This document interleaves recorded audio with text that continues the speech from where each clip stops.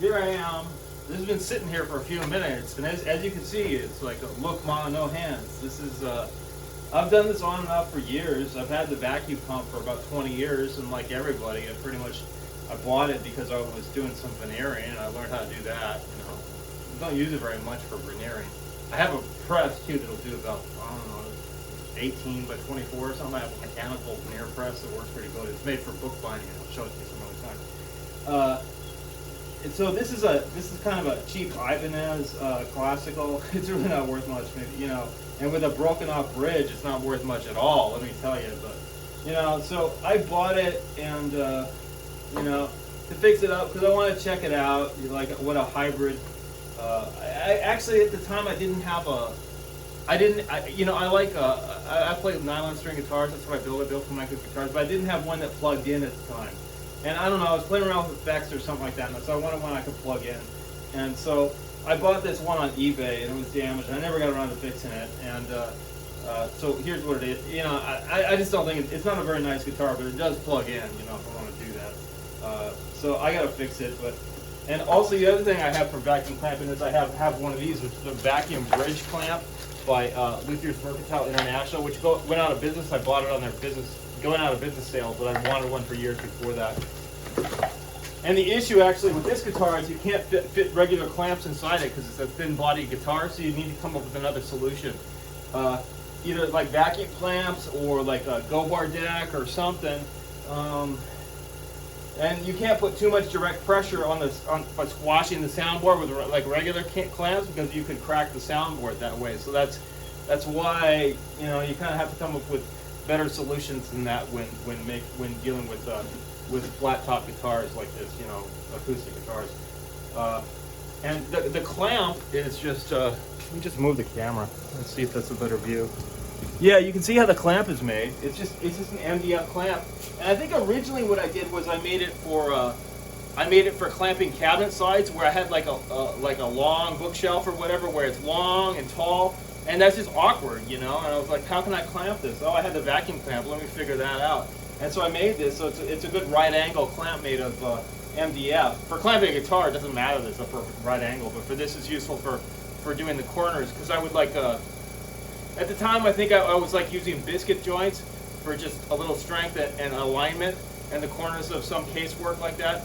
And then I would pop in screws from the outside.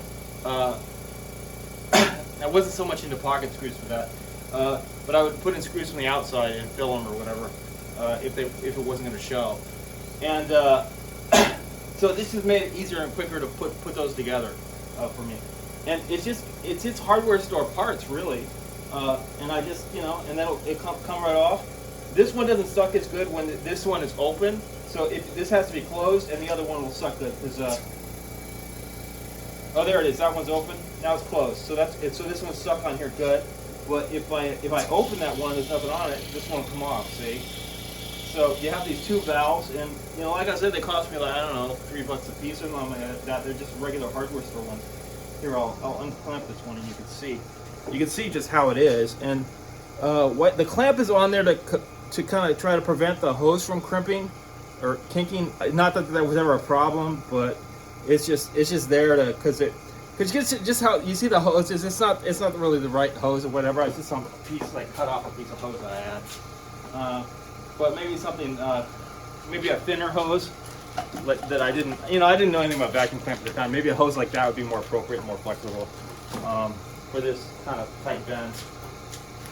And the vacuum pump is just a gassed vacuum pump that's rated for continuous duty that I got on eBay. So it's old and it's used, but I've never had any problems with it. It just sits here and it goes. I think I had to put this gauge on it. It looks like it's pulling about 24 pounds of pressure. Let's see if it's sucking in. There we go. Let's see. And when I turn it up, it look how much. Oh, it says 24, and now it goes up to. Now it's at negative. Now it's at negative 2. I don't know, negative 2.5 or something. I don't. Oh, that's no. Okay, now it's closed. Now there we go. That's the normal vacuum weight. That's when it's totally got nothing. That's when both are closed.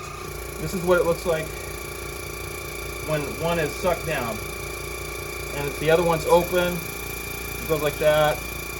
Anyway, it's sufficient for this kind of clamping, and it's sufficient for veneering with the bag sizes that I've used. It hasn't leaked.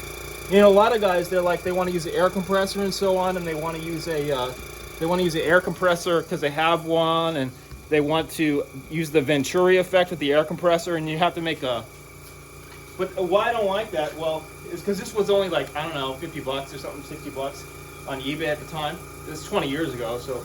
But they were around, but not a lot of people were buying these. And these are like 400 bucks.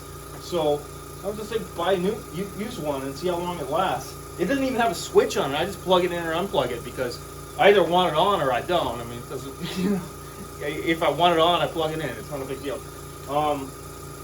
And if it goes off, that's a problem. You know, you lose your vacuum.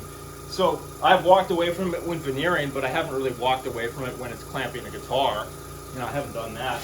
And so I was just showing you that on the side to show you, you know, that's kind of a ridiculous application. I wouldn't do it like that. Normally, I never thought about that, but I just did it for the picture. So I take this off, and this is just what I'm using here is just some weird fixture that I made for, I don't know, I was cutting joints with it on my sliding table saw.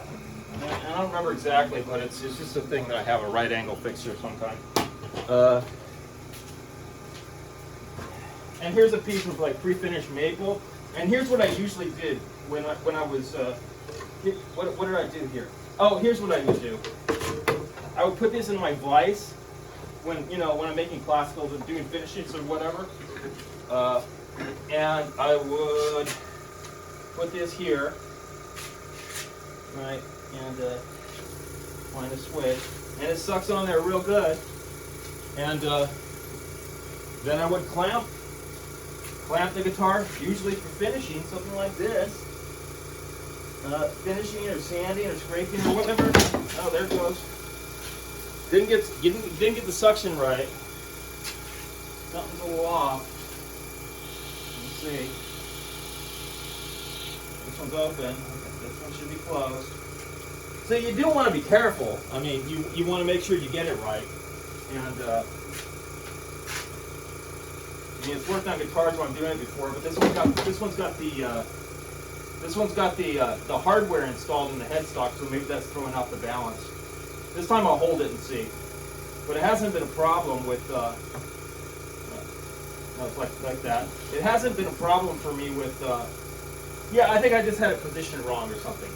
And the gaskets on the clamp are just regular weather stripping gaskets. I mean, they're not.